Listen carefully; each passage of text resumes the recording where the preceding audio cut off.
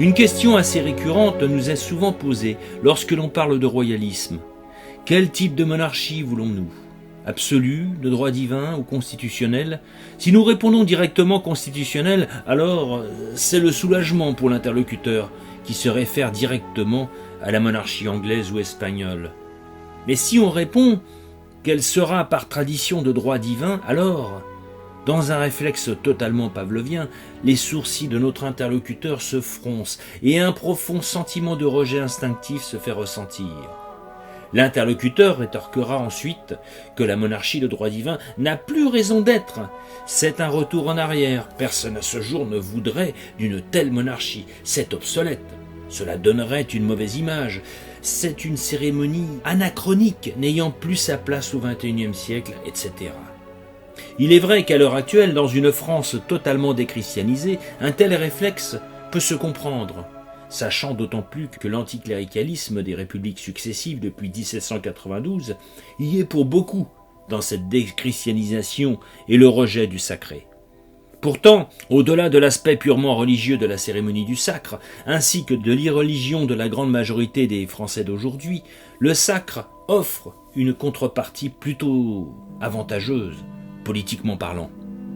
Nous allons voir qu'au-delà des réflexes anti-religieux que peuvent avoir certains à l'égard du sacre, cette cérémonie religieuse exclusive aux rois et reines de France a surtout pour conséquence d'être un sérieux rempart aux dérives que l'on peut légitimement redouter de la part d'un souverain.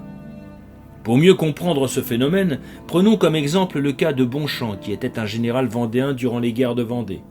Le 17 octobre 1793, Bonchamp et ses hommes prirent part à la bataille de Cholet, qui se terminera malheureusement par une défaite vendéenne. L'armée de Bonchamp se retira alors à Saint-Florent-le-Vieil avec environ 5000 prisonniers républicains. Bonchamp était agonisant suite à ses blessures, il savait sa fin proche. Il apprit que ces hommes voulaient se venger des massacres orchestrés par les soldats républicains dans leur village en les massacrant à leur tour. Faisant suite aux grâces de Delbé, des 400 prisonniers républicains relâchés après la bataille de Chemillé, le 11 avril 1793, nommé le pater de M. Delbé, conscient qu'il allait comparaître devant le Créateur, Bonchamp ordonna sur le champ de gracier les 5000 prisonniers et de les libérer. Les dernières volontés de Bonchamp furent bien évidemment respectées et les prisonniers républicains furent libérés contre l'engagement de ne plus servir dans les armées républicaines. Cette attitude de la part de Bonchamp et des Vendéens fut telle que les révolutionnaires préférèrent jeter dans l'oubli cet épisode devenu totalement incompréhensible à leurs yeux, surtout depuis leur déchristianisation. Voilà ce qu'en disait le révolutionnaire Antoine Merlin de Thionville dans son rapport au comité de salut public. « Ce n'est pas révolutionnaire, il faut donc ensevelir dans l'oubli cette malheureuse action. N'en parlez même pas à la Convention. Les brigands n'ont pas le temps d'écrire ou de faire des journaux, cela s'oubliera comme tant d'autres choses. » Les guerres de Vendée et de Bretagne 1790-1832 d'Eugène Veuillot. Notons au passage que la République fera disparaître ses propres soldats, fraîchement revenus, ayant peur que ceux-ci ne révèlent l'humanisme des royalistes, graciant et libérant ses prisonniers. Malheureusement pour lui, ça ne s'est pas oublié, fort heureusement. Cet exemple du pardon de Bonchamp montre à quel point la pression devient énorme quand des décisions doivent être prises en tant que chef, tout en ayant conscience qu'il faudra rendre des comptes au Créateur après la mort. Cela pousse à réfléchir et à ne pas faire n'importe quoi. On imagine ce qui se serait passé si Bonchamp avait été athée. Car un athée n'a pas cette problématique, expliquant ainsi la violence et la barbarie des régimes reposant sur l'athéisme comme le communisme. Cette idéologie totalisa près de 100 millions de morts en même pas un siècle d'existence. Nous ne cherchons pas non plus à associer l'athéisme avec une forme de barbarie qui en découlerait systématiquement. Loin de là, un athéisme reposant sur les valeurs chrétiennes et respectant les enseignements du Christ est parfaitement envisageable. Qui n'a jamais rencontré un athée ayant inconsciemment une éthique et un comportement plus chrétien qu'un catholique se disant pratiquant ? Mais, dans l'exemple de Bonchamp cité précédemment, il est vrai qu'un athée se serait posé moins de questions et moins de remords à prendre les pires décisions, n'ayant pas de référence à Dieu, n'ayant aucun compte à rendre à qui que ce soit après sa mort. Certes, la foi en Dieu n'a jamais empêché certains catholiques de mal se comporter et même de faire preuve de barbarie parfois. C'est vrai, nous ne le nions pas. Mais s'il fallait comparer toute la barbarie des 2000 ans de catholicisme avec les 2 siècles d'idéologie anthropocentrique depuis 1789 à aujourd'hui, les catholiques ne font pas le poids. Il en va de même pour un roi. Son statut de lieutenant du Christ sur terre est une très lourde responsabilité, car quoi qu'il fasse, il sait qu'en tant que croyant après sa mort, il sera jugé sévèrement sur ses actes par celui qui lui a confié son pouvoir sur terre. Le roi Louis VI l'enseignait d'ailleurs à son fils, le futur Louis VII, en ces termes. « Souvenez-vous, mon fils, ayez toujours devant les yeux que l'autorité royale n'est qu'une procuration, charge publique, dont vous rendrez compte bien exact, rigoureux après la mort. » Le Christ lui-même l'avait rappelé à Ponce Pilate. Lorsque ce dernier l'interrogeait et constatant que le Christ restait silencieux, il lui dit « Est-ce à moi que tu ne parles pas? Ne sais-tu pas que j'ai le pouvoir de te crucifier et que j'ai le pouvoir de te relâcher ?» Jésus lui répondit « Tu n'aurais sur moi aucun pouvoir s'il ne t'avait été donné d'en haut. » Certes, Pilate n'était pas à cette époque le lieutenant de Dieu sur terre. Il n'avait pas reçu les sacrements prévus à cet effet, loin de là. Mais ce que le Christ nous enseigne dans sa réponse, c'est que toute personne ayant acquis du pouvoir sur terre le doivent avant tout de par Dieu, et qu'en conséquence, toutes les personnes auront des comptes à rendre au Créateur, qui les jugera d'autant plus sévèrement si elles en ont abusé injustement. Que l'on soit athée ou pas, le résultat reste le même. N'oublions pas que Pilate était païen et que ses paroles s'adressaient à lui. Alors, imaginez si en plus d'avoir du pouvoir en tant que roi, on vous donnait de surcroît le statut de lieutenant du Christ sur terre, acquis après la cérémonie du sacre. Être un roi de droit divin sous-entend, en permanence au-dessus de soi, l'exemple à suivre d'un roi éternel et supérieur, dont l'enseignement vise à guider les rois mortels à la réalisation terrestre de la Jérusalem céleste. Paul Barbanegra rajoutait « Ainsi le roi devient la clé de voûte de l'édifice social, dont les pierres sont les corporations. Tous les corps de métier ont collaboré à la réalisation du manteau et du trône pour affirmer leur œuvre commune sous la direction du roi, pour incarner sur terre l'image de la Jérusalem céleste. » De ce fait, un roi de France ne peut avoir les pleins pouvoirs et ne peut en aucun cas dire qu'il n'y a rien au-dessus de lui, même si celui-ci est roi absolu. Permettons-nous une petite digression. Le roi Louis XIV, si puissant était-il, ne put jamais imposer ses volontés aux représentants des provinces, les refusant.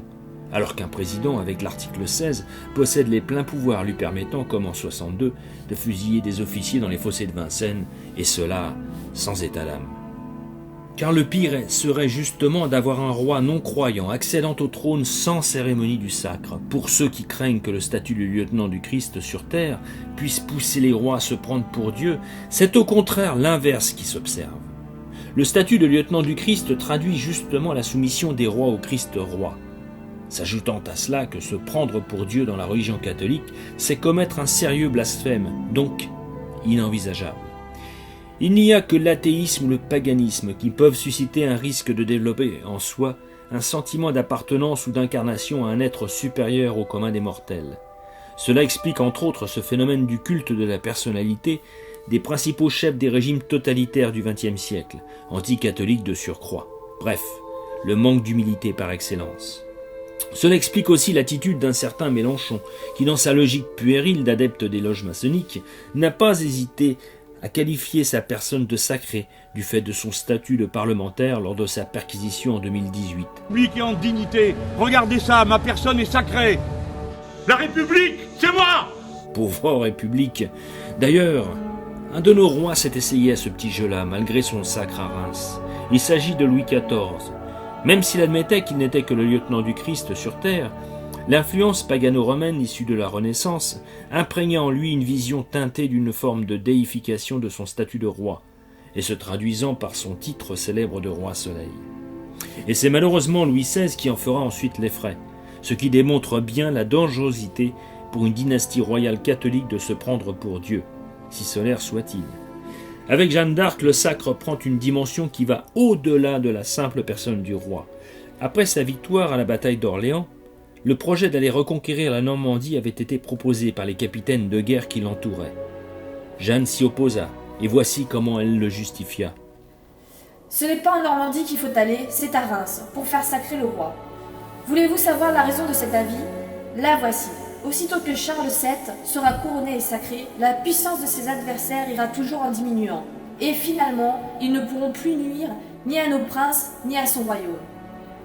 La suite des événements montrera qu'elle avait vu juste. Jeanne fit bien comprendre dans sa réponse que la cérémonie du sacre n'a rien de folklorique. Le sacre est avant tout une protection du royaume de France par le ciel.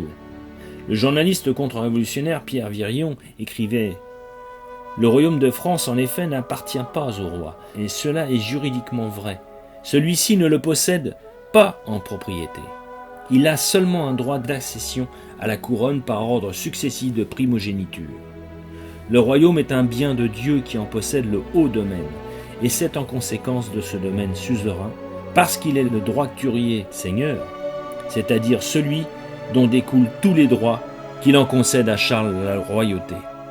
L'alliance entre le trône des lys avec celui du ciel avait été brisée par le traité de Troyes, signé le 21 mai 1420, faisant du roi d'Angleterre le futur roi de France après la mort de Charles VI. Jeanne renoua donc cette alliance sacrée le 21 juin 1429 à Saint-Benoît-sur-Loire. Cet acte notarié s'appelle la triple donation. Voici comment elle s'est déroulée. Le 21 juin 1429, à l'abbaye de Saint-Benoît-sur-Loire, Jeanne dit à Charles « Sire, me promettez-vous de me donner ce que je vous demanderai ?»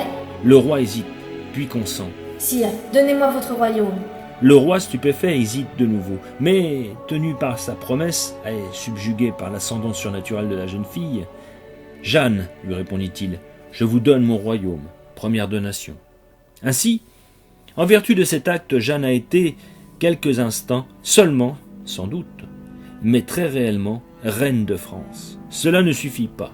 La pucelle exige qu'un acte notarié en soit solennellement dressé et signé par les 4 secrétaires du roi, après quoi, voyant celui-ci tout interdit et embarrassé de ce qu'il avait fait, « Voici le plus pauvre chevalier de France, il n'a plus rien. » Puis aussitôt après, très grave et s'adressant au secrétaire, « Écrivez, Jeanne donne le royaume à Jésus-Christ. » Deuxième donation. Puis, s'adressant à tous les assistants, « À présent, c'est Jésus-Christ qui parle.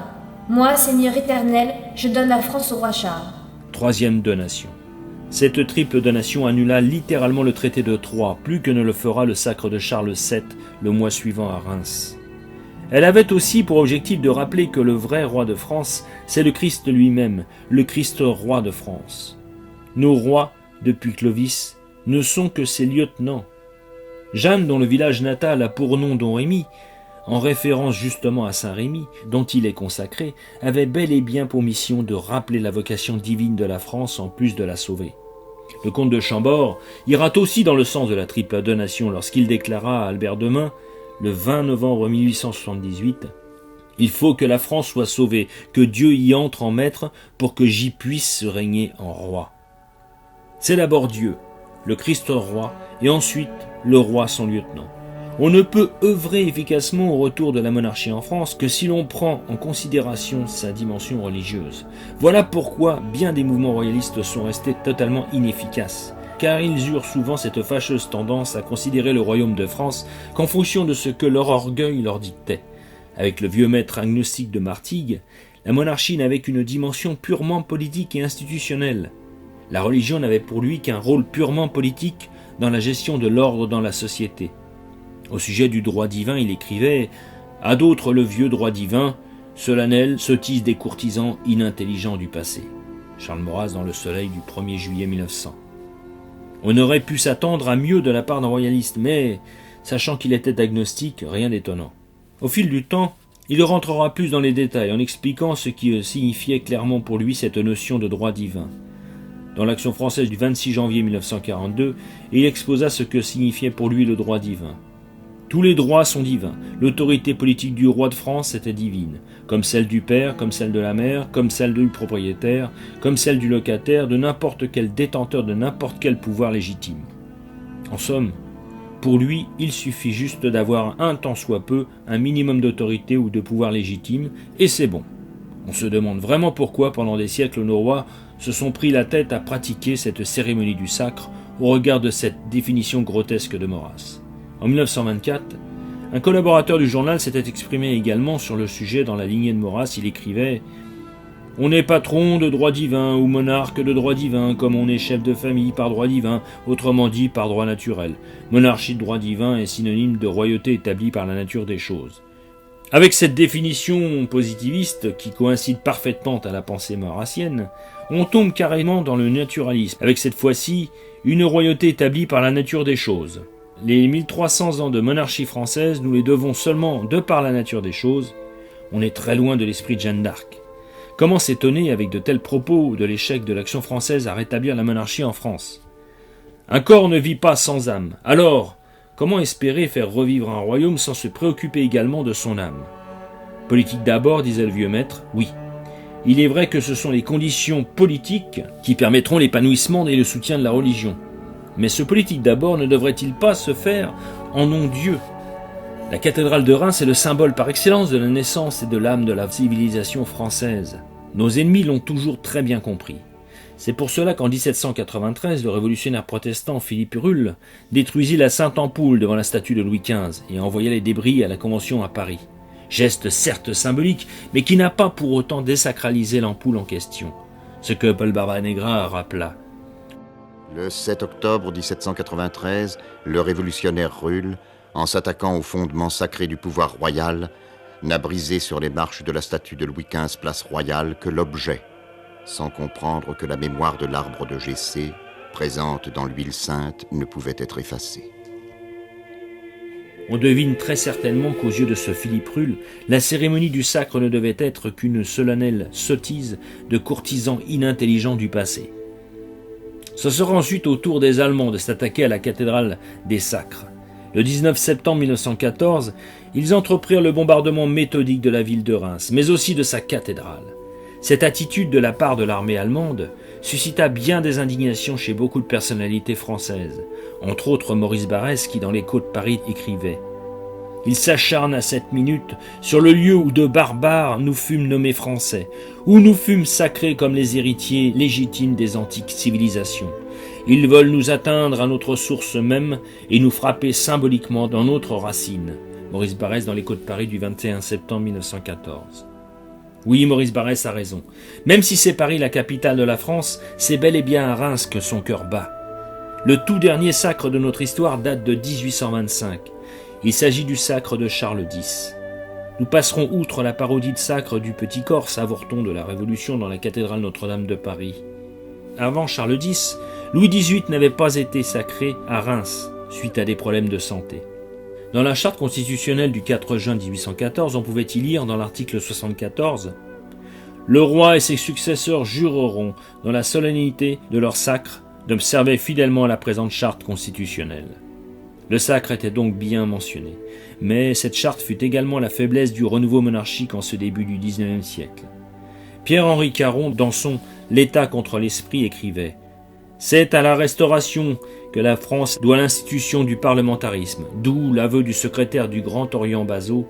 Louis XVIII nous a donné la charte, c'est le gouvernement constitutionnel, ce principe nous protège. » Et Thiers déclarera dans un discours prononcé devant le corps législatif en 1873 « La Constitution de 1814 est sortie des entrailles même de la Révolution. » Chateaubriand avait quant à lui exprimé une vision plus positive de cette charte. C'est cette Constitution que les successeurs de Louis XVIII devront désormais jurer de maintenir dans la solennité de leur sacre, en ajoutant ce serment de la Constitution nouvelle au serment de l'ancienne monarchie. Ainsi, Charles X, après avoir reçu le complément de sa puissance des mains de la religion, paraîtra plus auguste encore en sortant, consacré par l'onction sainte, des fontaines où fut régénéré Clovis. Mais après l'abdication de Charles X en 1830, il n'y eut plus de sacre. Le roi qui lui succéda en la personne de Louis-Philippe d'Orléans se qualifia de roi des Français.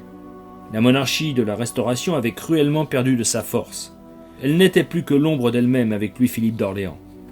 On peut donc en effet se demander si cette charte de 1814 fut réellement bénéfique. Au-delà du fait religieux, les monarchies restaurées après la Révolution ne comprirent pas l'essentiel d'une continuité fructueuse par la restauration essentielle des corps intermédiaires. Métiers corporatifs, autonomie des provinces. Le retour du principe de subsidiarité permet la pérennisation du trône par l'appui d'un réel pouvoir citoyen au sens grec et populaire décisionnaire. Pour simplifier, renouer l'alliance du peuple et du roi. Peuple et roi sont de droit divin, disait Marcel Jullian, ancien patron d'Antenne 2. Néanmoins, près de 2 siècles après, la tradition française impose toujours qu'un roi de France soit sacré à Reims et devienne de facto le lieutenant du Christ roi, et ce malgré la déchristianisation considérable opérée par les républiques successives. Ceux pour qui cette cérémonie dérange, dites-vous bien qu'il s'agit avant tout d'une cérémonie religieuse au même titre que le baptême, le mariage ou la communion. Cela ne regarde que Dieu et le roi et personne d'autre. Cela n'empêchera personne de vivre sa vie paisiblement. Il ne ressort aucune conséquence dans la vie quotidienne des Français, si ce n'est ce que nous avons expliqué précédemment, à savoir un roi responsable devant son peuple et devant Dieu, avec pour mission la grandeur de son royaume, dans la lignée de l'enseignement du Christ. Et que l'on soit athée, musulman, juif, bouddhiste ou autre, le roi sera et se doit d'être le protecteur de son peuple, dès lors que toutes les communautés respectent les lois et traditions du royaume. Et pour ce qui est de l'image qu'aura cette monarchie future aux yeux du monde entier, ça sera celle de la France éternelle, celle qui n'aurait jamais cessé d'être. Et pour ceux qui n'en auront pas une image favorable, nous les inviterons à considérer leur propre civilisation qui, comme nous le devinons amplement, doit être irréprochable. Notre jour viendra.